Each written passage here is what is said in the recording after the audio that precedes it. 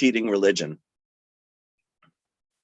And it not just kicks it out, but prakrishta rupena ujita, projita, it completely, 100% without a trace of anything, completely removes even the slightest trace of cheating religion. This is prakrishta rupena ujita.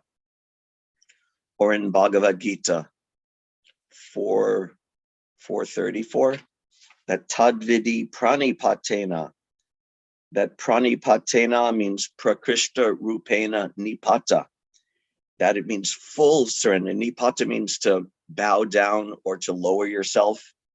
So pranipatena means to completely humble yourself and completely 100% surrender to the spiritual master, to the learned devotee who has actually seen the truth. Or one last example, in the teachings of what's it? I'm trying to remember. Oh, from Judd Barrett, that nunam pramatak kurute vikarma yad indriya pritiya aprinoti, that the materialists who are giving in to the demands of the senses and trying to enjoy sense gratification, nunam pramata. Pramata means prakrishta rupena mata. Mata means madness.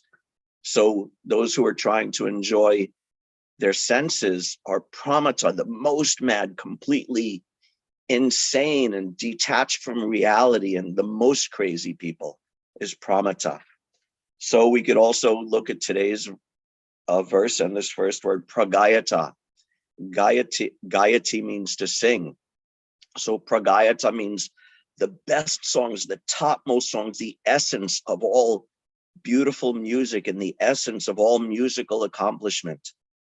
Just like looking at yesterday's purport, Prabhupada talks about Narada Muni playing his veena and vibrating this sare ga ma pa da ni sa, or in English we say do ra mi fa, do re mi fa sol la ti do. So chanting the glories of the Lord, what Narada Muni is chanting, this is the topmost extreme essence of all songs, of all musical accomplishment, of all musical expression. This is the best of all. It's the best song and the best music and the best poetry conceivable and the best literature. Any kind of literary accomplishment or musical accomplishment, the glorification of the Lord is the topmost level of that. Nayad Vachas Chitrapadam Acarya show that these Chitrapadam, these beautiful verses describing the glories of the Lord, are the essence of all literature and the essence of all music and the essence of all artistic expression. And if you reject that for some other music or some other literature or some other book, magazine, cinema show, whatever it may be, then that's via samtirtha. That's like a pilgrimage place meant for crows. Crows are not known for their very elevated artistic or even culinary taste. They eat garbage and they eat carrion and they eat rejected things. But the devotees who are like the swans, they enjoy the topmost relish, the topmost artistic expression of Chitrapadam Acarya show, chanting the beautiful verses about the glories of the Lord. And you may say, or not you may say, I may say, and I do say, I have a horrible singing voice. I can't carry a tune. It's more like croaking a frog. But if I also try to chant these glories of the Lord, sing these glories of the Lord, remember these glories of the Lord, the Bhagavatam, that same part of the Bhagavatam, next verse says, even if it's done imperfectly, even if it's done inexpertly, then Shrinanti Gayanti Grinanti Sadhava, then honest devotees, even if it's done imperfectly, but if it's directed towards the pure glorification of the Lord, that the honest devotees will accept that and relish that and benefit from that hearing of the chanting of the Lord's glories. So in other words, the topmost artistic quality and topmost musical quality is not exclusively based on just mundane musicality. That's a beautiful thing. If someone can chant beautifully, that's amazing. Who was the devotee? I can't remember who it was in Chaitanya Leela, who would chant the Bhagavatam verses for Chaitanya Mahaprabhu, and he would chant it so beautifully. And he would chant each verse with 3 different melodies, and he would chant it so beautifully that Chaitanya Mahaprabhu would go into ecstasy just hearing it. I can't remember that devotee who it was. If anyone knows or remembers, you can speak up. Otherwise, it's not essential. So the musicality is there. Or like Prabhupada was such an expert musician. His very deep and resonant singing voice and his expertise on mridanga, harmonium, all the traditional musical instruments was so amazing.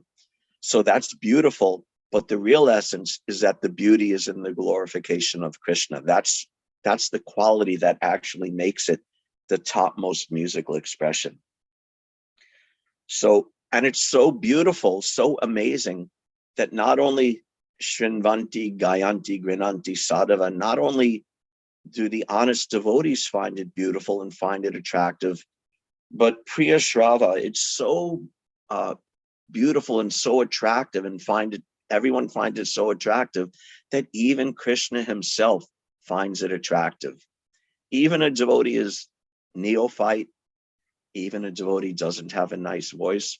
There's also that nice story about Srila Bhakti Siddhanta Saraswati, that he would sometimes ask devotees who were known for not having good musical skills, but who were sincere devotees. He would have them lead kirtan, who were not good musicians, not good singers, to stress this point that the essence is not just musicality, but the pure, unmotivated, and loving glorification of the Lord. But anyway, so attractive that even Krishna himself is attracted. And Prabhupada explains a very nice way, in a very homely way, how just like any normal person, this is a normal psychology. Everyone likes to be praised. Everyone likes to be recognized for something they did. It's a common psychology. And Krishna is also an individual being, and he also partakes of that same quality. That if Krishna hears someone's glorifying me, someone's praising me, someone's saying something nice about me, Krishna, and he'll hear it, and he'll appreciate it, and he'll be attracted to it. And he definitely will hear it. In the very beginning of the Bhagavatam, what's the Janmadya Shayitonve Anvayad Itaratas Charteshra Bigyasorat, that Krishna is the source of everything, and he also knows everything that's going on within the creation, directly and indirectly. So if we take a chance to glorify Krishna somewhere, somehow, he will definitely hear it. He will definitely be aware of it, and he will definitely be attracted by it. Priya Shrava. So this is the power, the beauty and the power, the potency of Pragayata, of these topmost songs, chanting Hare Krishna, chanting the songs of the Acarya, chanting Bhagavad Gita, Srimad Bhagavatam, the works of the Goswamis. All of these beautiful songs are meant to be relished by the devotees and relished by Krishna himself. Just like last week, 2 weeks ago, when we were talking at Sunday Feast Lecture about Srila Gaurkishore Das Babaji, and someone asked him, how do you develop love of Krishna? And he said, very easy thing. You take 5 annas, you take a little bit of money, you go to the marketplace, and you purchase these 2 books, Prarthana and Prema Bhakti Chandrika by Srila Narottam Das Thakur. And you read those, and you'll develop love of Krishna. Now, Prarthana and Prema Bhakti Chandrika are songbooks. They're simply songs, Pragayata, these topmost beautiful songs composed by the pure devotee about Krishna, about the process of pure devotional service, how to engage in it, what it's like, what the experience is, what to look out for. So this is Pragayata. These are the topmost songs. And I think it was Srinivasacharya Prabhupada quoting Srinivasacharya, saying that although they're written in simple Bengali language, these songs of Narottam Das Thakur are as good evidence as Vedic literature. So these are the beautiful songs, the Pragayata, these topmost songs that Narada Muni is singing. And it means the topmost songs means glorifying the pastimes and the activities and the qualities of Krishna. Let's see. First line of the purport: the absolute personality of Godhead is not different from his transcendental name, form, pastimes, and the sound vibrations thereof. So that means when one is chanting these beautiful songs, then they're non-different. The sound vibrations of Krishna's name, form, and qualities are non-different from Krishna himself.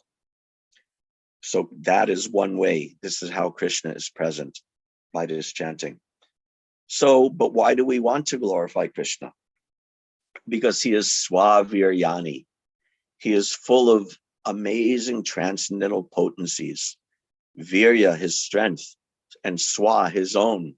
He has his own wonderful qualities. Swaviryani is like a shortened version or a code version of what's that? Aishwarasya Samagrasya Viryasya Yashasha Shriya Jnana Vairagayos Chaiva. That Krishna is the reservoir of all opulences, of all powers, the power of wealth, the power of strength, intelligence, renunciation. All of these things is what makes Krishna Swaviryani, because he possesses all of these. Therefore, he's Bhagavan. He's the supreme personality of Godhead. So we're not just randomly picking Krishna amongst all people to glorify, but we're glorifying him because he's actually the topmost personality of the entire creation and beyond the creation. In the material and spiritual world, he's the supreme, he's the Lord, he's the master of all. So therefore, we pick him to glorify. If you glorify some material person, the benefits you'll get are meager and temporary. You may get a little money if you glorify or serve some rich person, or you may get a little tangential fame if you get to hang out with a famous person. But if you glorify Krishna, you get unlimited eternal benefit. So therefore, we choose to worship Krishna, and we choose to sing the beautiful songs about Krishna. And because his potencies are so amazing, because he's Swaviryani, that means that his activities are also amazing. His activities are so amazing that he's called in this verse today Tirthapad. That means Tirtha, it means many things actually, but one simple meaning, literal meaning, Tirtha means place of pilgrimage, and Pada means feet. And people are interested, Indians in particular, also in Islam. There's this idea of going on pilgrimage, going to Mecca, or going to Char Dham in India, such things. This idea of going on pilgrimage, going to a holy place. But what's the holy place? Tirthabadam, that Krishna's lotus feet, wherever he is, wherever he wanders, wherever his lotus feet are, that's a Tirtha, Tirthabadam. And in a more figurative sense, Prabhupada says, let's see. Oh, that's in the word for word translation of Tirthabadam. He says, Tirthapadam, the Lord, whose lotus feet are the source of all virtues or holiness. So Tirtha is not just a geographical location. It's this idea of the source of all holiness, all spirituality. And this is Krishna's lotus feet. Wherever he goes, wherever his feet touches, this is the Tirtha. Just like Prabhupada established the Krishna Balaram temple in Ramanreti, because Ramanreti means the place with very soft, pleasing sand. So what's beautiful about that sand, the sand of Vrindavan, is that it's touched everywhere by the lotus feet of Krishna. Therefore, it's a holy place.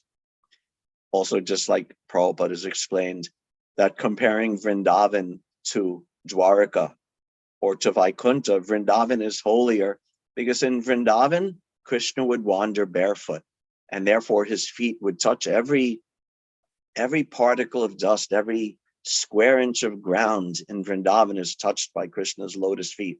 But in Dwaraka as a king, or in Vaikuntha as Lord Narayan, the Lord of Vaikuntha, he is wearing sandals, so his feet are not directly touching. So this is Tirthapad, that the activities and the qualities of Krishna are so amazing that wherever he goes, wherever he touches, and wherever he's remembered, that becomes a Tirtha. Krishna's activities, his pastimes are so amazing that he comes to this world just to create Tirthas for us to be able to visit and to be able to meditate upon and see. Prabhupada would sometimes talk about the pastimious activities of Krishna. Now, pastimious is not a real word, but Prabhupada coined this word, pastimious, relating to the word coming from the word pastimes. He would talk about the pastimious activities of Krishna. So he coined this term.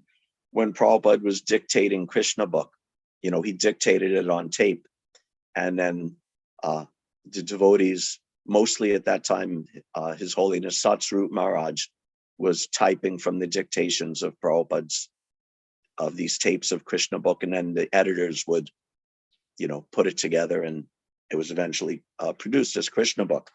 So in Prabhupada's dictation of Krishna book, chapter 87, which is the prayers of the personified Vedas, he spoke, "The conditioned soul who is very much disgusted with material activities, when he takes a dip into the transcendental ocean of your pastimious descriptions, immediately he becomes refreshed and forgets his fatigueness out of material activities. Eventually he becomes merged into the ocean of transcendental bliss." Now this is so beautiful. He says, you take a dip into the transcendental ocean of Krishna's pastimious descriptions, and such a person, materialistic person who hears them, forgets his fatigueness. Now, fatigueness is not a word. Pastimious is not a word. So the editors, had to, correct and put into proper English. And that's perfectly acceptable. That's also according to Prabhupada's directions to do that, to put it into proper English. And they eventually edited into, the conditioned soul who is very much disgusted with material activities becomes refreshed and forgets all the fatigue of material activities simply by dipping into the transcendental ocean of your pastimes, and eventually he merges into the ocean of transcendental bliss. Now this is done in proper English, but still there's such a sweetness and beauty of Prabhupada's original, if you'll forgive me saying so, his original bad grammar and his original wrong words, the pastimious activities. It's so beautiful how Prabhupada expresses it. So these pastimious activities of the Lord are so wonderful. Another quote from Prabhupada, he said, Govinda is the original personality of Godhead, Shama Sundar, with a flute in his hand, and he is very pastimious, always smiling. And by his smiling, he offers you blessings. You also, by seeing his smiling, you remain everlastingly smiling. It is so nice. So fortunately for us, Krishna is so pastimious. He's always engaged in these amazing pastimes, performed for his pure devotees to relish, and also performed for aspiring devotees like ourselves to relish and think about and meditate upon and pragayata, and to sing about and chant about and remember about and become advanced. And even for the materialists to become attracted and to become purified by hearing about Krishna's pastimious activities. So therefore, this is why Krishna is Tirthapad. His lotus feet are sporting all over Vrindavan and all over the creation, creating tirthas. And actually his personal own lotus feet are the ultimate tirtha, or the ultimate goal. Everyone wants to visit some holy place, but as devotees, our ultimate holy places, we want shelter at actual Krishna's lotus feet, because he is tirthapad, as Prabhupada said, the source of all virtues and holiness. In the Srimad Bhagavatam, little bit later on, when Srila Vidura, after the battle of Kurukshetra, and he returns from his long pilgrimage, and Yudhishthira greets him, and he's so happy to see Vidura after a long time away. And he says to Vidura, this is from 13th chapter, text 10 of the first canto, Bhavad vidha bhagavatas, tirtha bhuta swayam vibho, tirti kurvanti tirtani, swanta stena gadabrita. This is a common phrase. Prabhupada would use this regularly. Tirti kurvanti tirtani. The translation is, great devotees like you are personified places of pilgrimage, because you are swanta stena gadabrita. Wherever you go, you convert that place into a tirtha. So Krishna's lotus feet is the source of all tirthas. But Krishna's lotus feet, we hear Narada Muni saying in today's verse that Krishna appears within his heart. So therefore, wherever the devotee goes, that also becomes a tirtha. In this verse from Yudhishthira, the devotee is called, Vidura is called Swanta Stena Gadabrita. Gadabrita means the Lord who carries a mace in his hands. Even though Krishna carries at different times different weapons.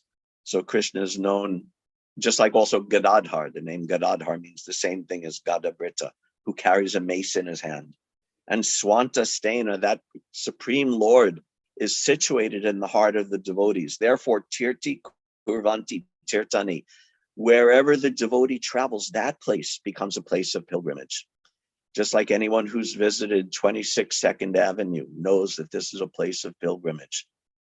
There is literally, in one sense, literally nothing holy. It's one of the most unholy places on the planet. The Lower East Side of Manhattan has nothing holy about it.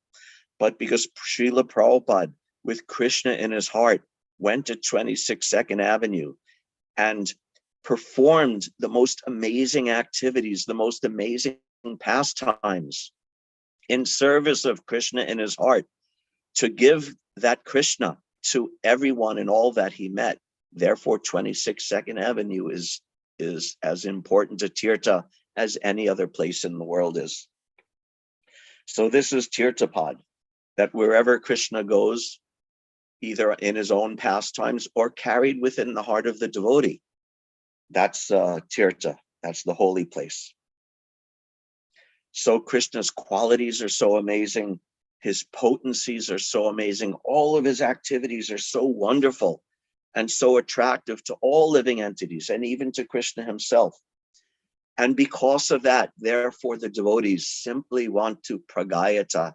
They simply want to chant the glories, sing the beautiful songs of Krishna. And when the devotees do that, what happens?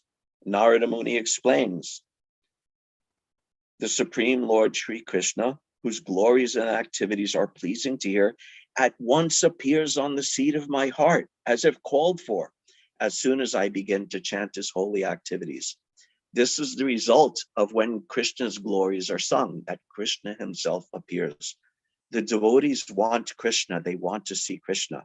So how to do that? You sing Krishna's glories, and what happens? Krishna explains, Naham tishtami vaikunte yoginam hridaye shuva. He says, oh, you want to see me? You want to see me, the Supreme Personality of Godhead? Naham tishtami vaikunte. You won't find me in Vaikunta. Yoginam hridaye shuva. Oh, you want to meditate? You want to see me by meditating? You won't find me in the hearts of the yogis. Tatra tishtami Narada. Krishna said to Narada, Tatra tishtami Narada. So where will you find me, Narada Muni? You want to find me? How will you find me? Where will you find me? Yatra Gayanti Mad Bhakta.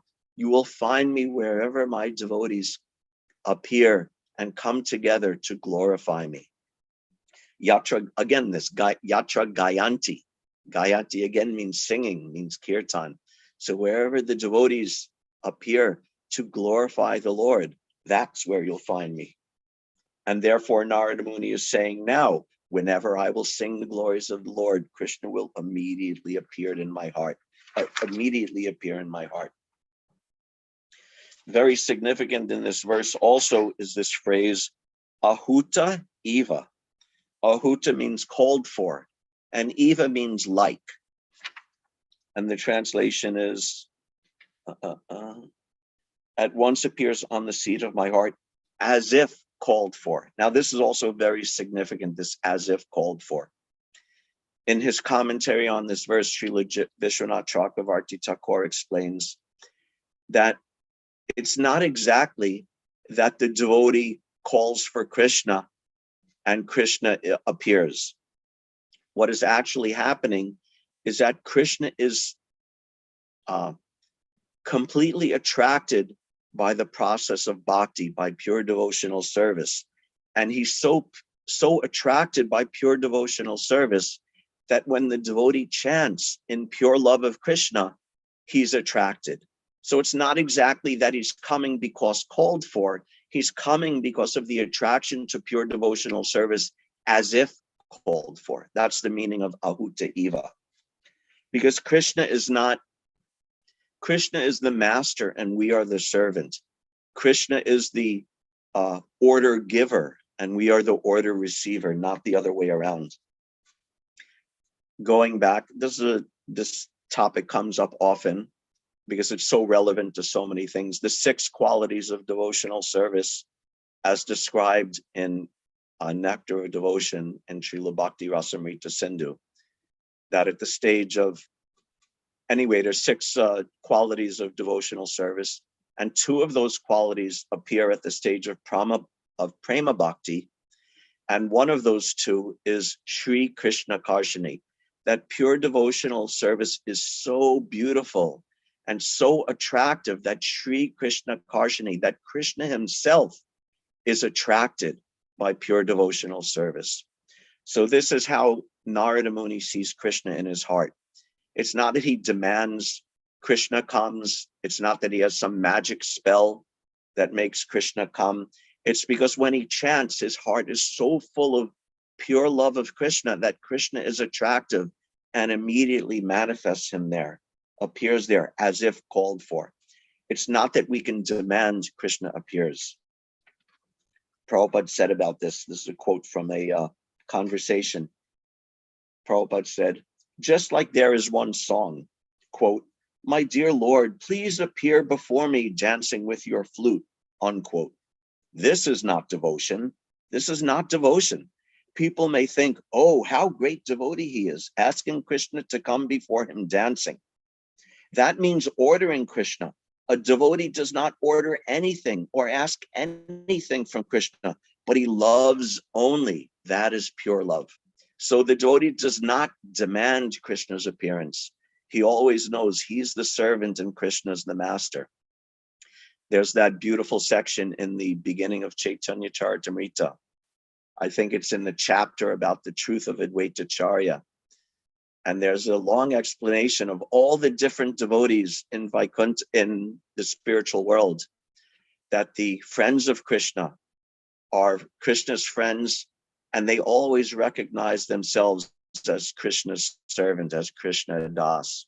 And Krishna's servants, of course, naturally, are Krishna Das. And even Krishna's parents always recognize themselves as Krishna Das. And even the gopis, up to Radharani herself, always recognize themselves as Krishna Das.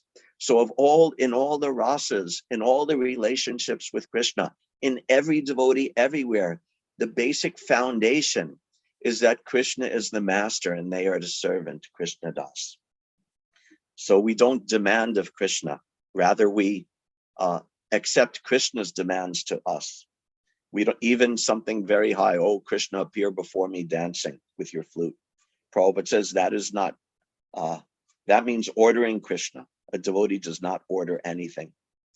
And then he went on a little later, he was quoting, of course, from Sikshashtaka, Ashlishava padaratam pinastumam, Adarshana marmahatam kurotuva, Yata tatava viridatu lampato, mat pranas natu seeva napara.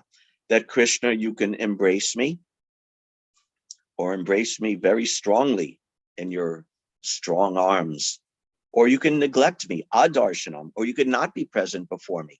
You could leave me brokenhearted, not be present before me.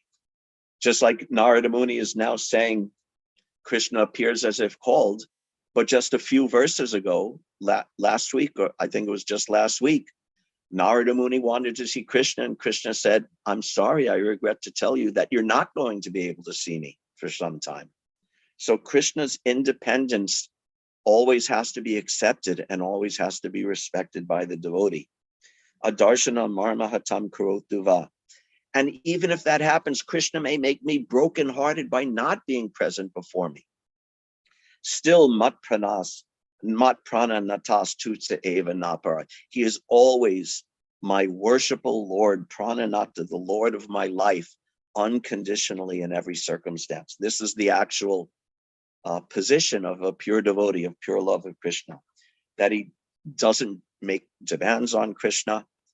What to speak of ordinary demands like, oh Lord, give me bread, oh Lord, give me wife, oh Lord, give me this, oh Lord, give me that, oh Lord, give me money. Of course, for a beginning devotee or a neophyte devotee, that's always good to approach Krishna. Akama sarva kamova, moksha kama udaridi, tivrena bhakti yogena, yajeta purusham param. That everyone should approach Krishna for whatever they want, even if they're full of all material desires, even if they have no material desires, they simply desire liberation, or especially if they're on the platform of pure devotional service, everyone should approach Krishna. But the pure devotee is akama. He's without material desires. So therefore, he always surrenders to Krishna's will unconditionally. Now, on the other hand, there's another hand to this, that sometimes the devotees do actually demand. There are cases of devotees. Chaitanya Mahaprabhu would sometimes chant and pray to Krishna for Krishna's darshan. The Goswamis would sometimes pray like that for Krishna's darshan. Radharani herself would pray for this, and the gopis endeavor for this and pray for this. Oh, Krishna, appear before me. Even there's, like in Srila Vishwanath Chakravarti's Prema Samputa, she is actually proud, justifiably proud of the fact. She says, whenever I demand that Krishna appears, he immediately comes before me. Actually, long ago in Vrindavan, I was talking to His Grace Ayenja Prabhu after one class, and I always remember the words he was expressing this. He said, the gopis, by dressing themselves very beautifully and doing their hair in very beautiful style and putting on cosmetics and jewelry and garlands and gopi dots and decorations and dressing themselves so beautifully, they're able to attract the mind of Krishna and attract Krishna to them. But Radharani, just by the little movement of her eyebrows, Krishna loses all of his control and even his sanity, and just by the movement of Radharani's eyebrow, he becomes controlled and stumbles around like a madman. So the devotees, actually, Krishna is master undoubtedly, but because those devotees who are so pure and completely devoid of any personal desire, they actually are able to control Krishna. And this master and servant apparently becomes reversed, although it's not really reversed because it's all for the pleasure of Krishna. The devotees control Krishna for Krishna's pleasure. Even just like also in the Bhagavatam, when the gopis are called by Krishna's flute and they come out to the forest in the middle of the night and Krishna hides from them, and they went mad in separation from Krishna. They so much wanted to see Krishna And when Krishna saw the intensity of their devotion, he said, Naparyeham niravadya samyuja, that there's no way I can repay you, repay this debt I owe you for your devotion. That means Krishna becomes the debtor. He becomes the servant of his devotee because of the extreme example of their love. I'll read a very nice section of the Bhagavatam where this is discussed. This is from the 10th canto, 11th chapter, Krishna's childhood pastimes. This is right after the Damodar Leela, after Nanda Maharaj frees his son from the ropes. And let's see, 10th canto, chapter 11, starting with text 7. Gopi bi stobiton nirtyad, Bhagavan balavat kvachit, udgayati kvachin mugdas, tad vasho daru yantravat. Translation: the gopis would say to Krishna, quote, if you dance, my dear Krishna, then I shall give you half a sweetmeat, unquote. By saying these words or by clapping their hands, all the gopis encouraged Krishna in different ways. At such times, although he was the supremely powerful personality of Godhead, he would smile and dance according to their desire, as if he, this is so beautiful. He would smile and dance according to their desire, as if he were a wooden doll in their hands. Sometimes he would sing very loudly at their bidding. In this way, Krishna came completely under the control of the gopis. Next verse. Bibarti kwachid agyapta pitan kon mana padukam bahu kshepam chakurute swanam cha pritim avahan.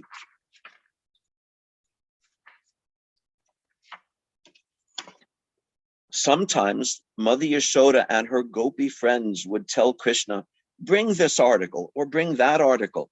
Sometimes they would order him to bring a wooden plank, wooden shoes, or a wooden measuring pot.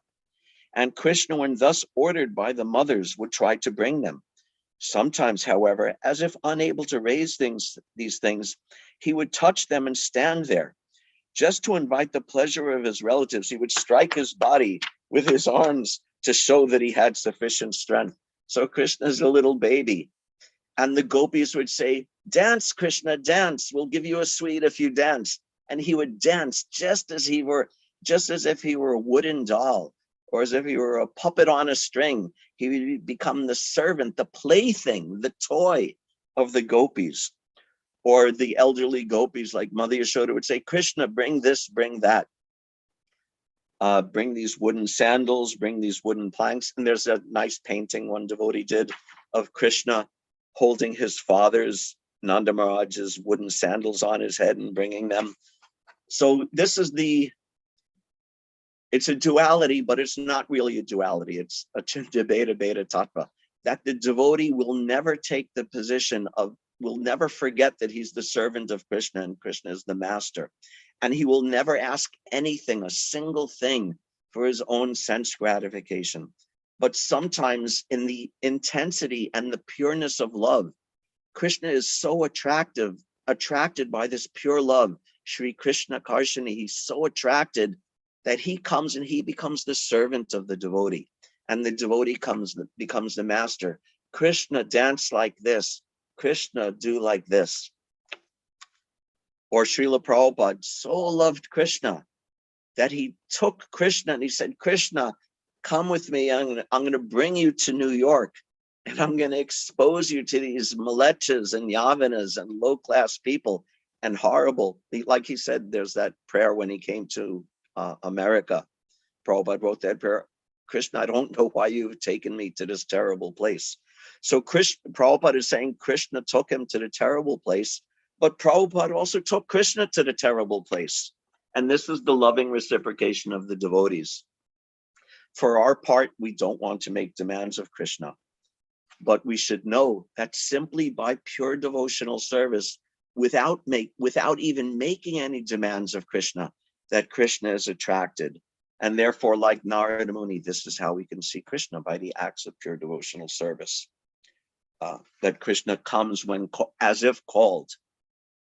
So, and as devotees, we want to see Krishna. So we need that purity of devotion and that freedom from personal desire. And then when we call, then when we chant, when we pragayata, when we're chanting our japa, when we're doing kirtan, when we're singing these beautiful songs of Bhagavatam, Bhagavad Gita, we will know, we will understand the absolute personality of Godhead is not different from his transcendental name, form, pastimes, and the sound vibrations thereof. And then we can see Krishna. And Krishna also wants to be seen by us. We can't pray, oh Krishna, I want to see you, I want to see you, I want to see you. And at the same time neglect all the myriad of opportunities that Krishna is giving us to see him. Krishna comes in the temple as the deity, and he's saying, come, I'm there in the temple. I'm standing there all day long. I'm standing there just so you can come and see me. Or he comes as the holy name. What's the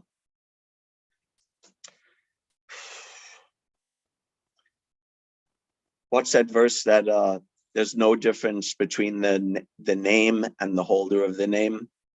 What's that? How's that verse start? Anyone can refresh my memory?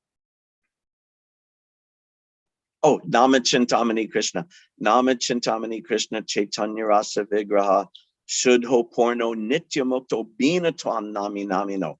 Krishna is non-different from his holy name. So he's there as his holy name.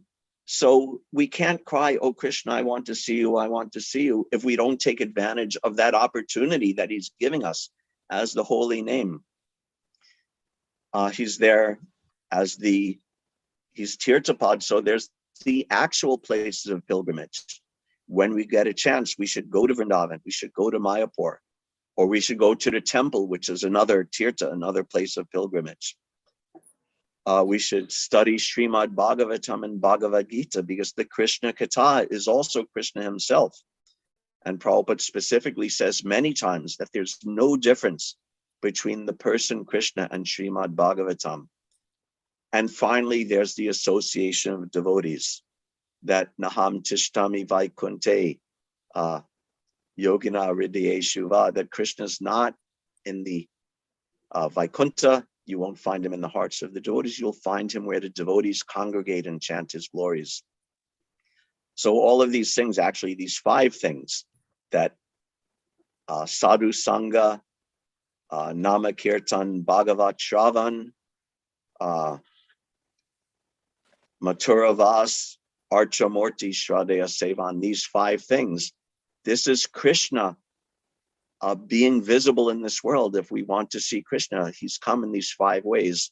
And therefore in Bhakti Rasamrita Sindhu, Srila Rupa Goswami, that these 5 things, these 5 items, these 5 ways of seeing Krishna are so potent that just a little bit of attraction to any one of them can very quickly elevate you to the stage of Bhava Bhakti. So we want to see Krishna. As devotees, we want to see Krishna, not by demanding it, not by some artificial method, but by the process of surrender. And then when that surrender is there, we can see Krishna in his holy name, in the Bhagavatam, in the association of devotees, in the temple, in the holy dham, and ultimately, like Narada Muni, in our very hearts. Because when our heart is a pure enough place, a clean enough place, a spiritual enough place, and our heart is completely saturated with that pure devotional service, that pure devotional service is something that Krishna cannot resist. And then Krishna will appear within our hearts. Hare Krishna, thank you very much. All glories to Srila Prabhupada. Are there any questions or comments?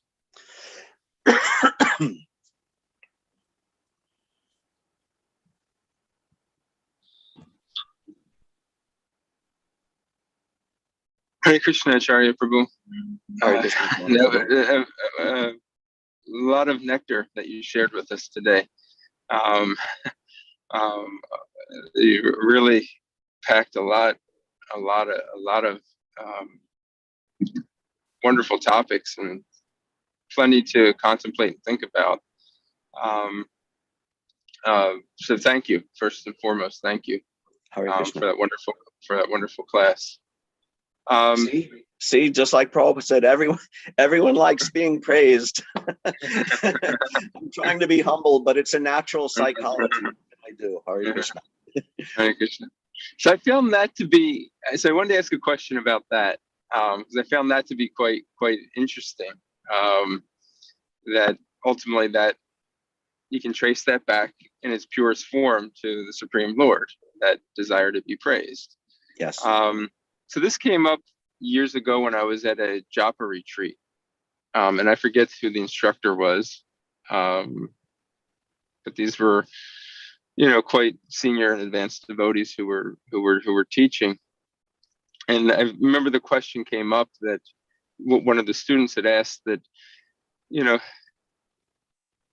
I guess they were struggling with this idea that God enjoys his name to be praised, because one of the qualities of Bhagavan is that he's renounced, that whether you do it or you don't, he's unaffected. So, does he really get stimulated in the way that we get stimulated when, somebody is talking about us, glorifying us, appreciating us, on and on? And I remember I don't remember the whole thing, but one thing that stood out to me was that I remember the instructor said it's a little bit different, because one, Krishna is transcendental to any of that, but also that Krishna also knows that by us chanting his name, we're ultimately benefiting from it as well. That not that he's attached to it, but he's also knowing that by us chanting, we're getting the benefit of that and ultimately becoming purified from our material condition. That part always stood out to me, but this adds, I guess, the other side of it, Krishna's side to it, this particular verse and what you were saying today. Anyway, just really, I'm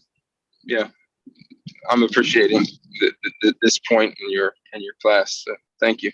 Yeah. I don't know if there's anything we can say about that point. I actually do have a tiny bit to say about that, because it just so happens that Srila Vishwanath Chakravarti Thakur, in his commentary on this verse, did briefly address this point. And I don't have the words in front of me, but basically said that Krishna being pleased by hearing his glories, it's not exactly like the selfish desire of materialists who want to hear their glories, but he takes it as an opportunity to bestow his mercy on the devotee. So that's quite similar to what that devotee at the seminar was saying. But on the other hand, we can also appreciate that Krishna is a living being like us, and he does enjoy being glorified. And he doesn't like it when atheists deny him and such. Not for his own, ultimately, he's a person, so he has personal feelings, but also at the same time, he's also concerned with the welfare of his parts and parcels. So it's a balance. Both of those things are true. So it's like us, but maybe not exactly like us, like that person at the seminar said. Yeah. And there's so many things about Krishna that we're like Krishna, but maybe not exactly like Krishna, qualitatively and quantitatively the same and different. So, and that's one example of it. But yeah, I like what that devotee said. Do we have any other questions or comments for Acharya Prabhu?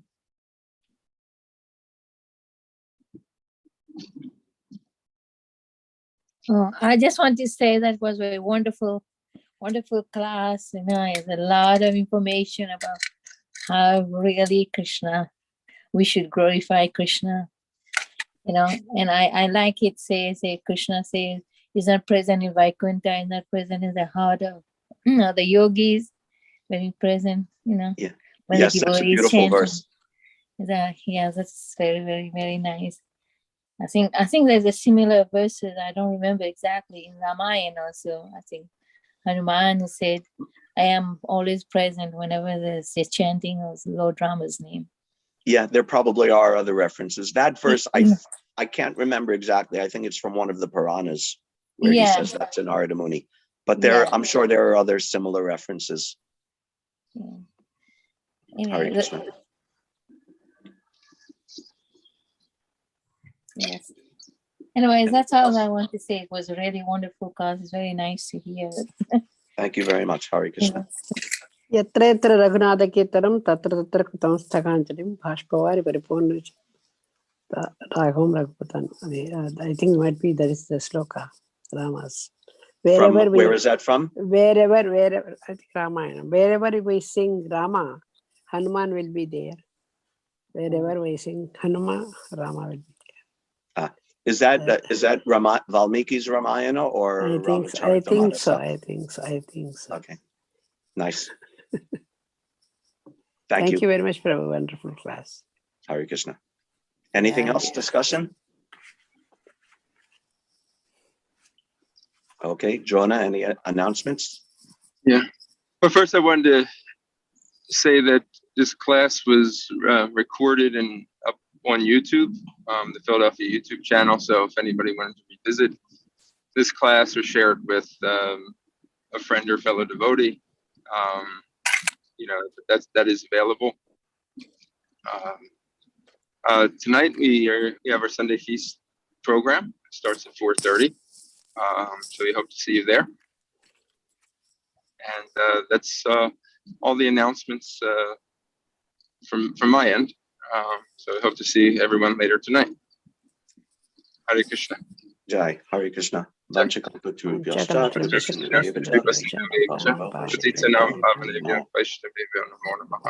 glories to Srila Prabhupada. Thank you very much. Jai Shri Prabhupada. Hare Krishna.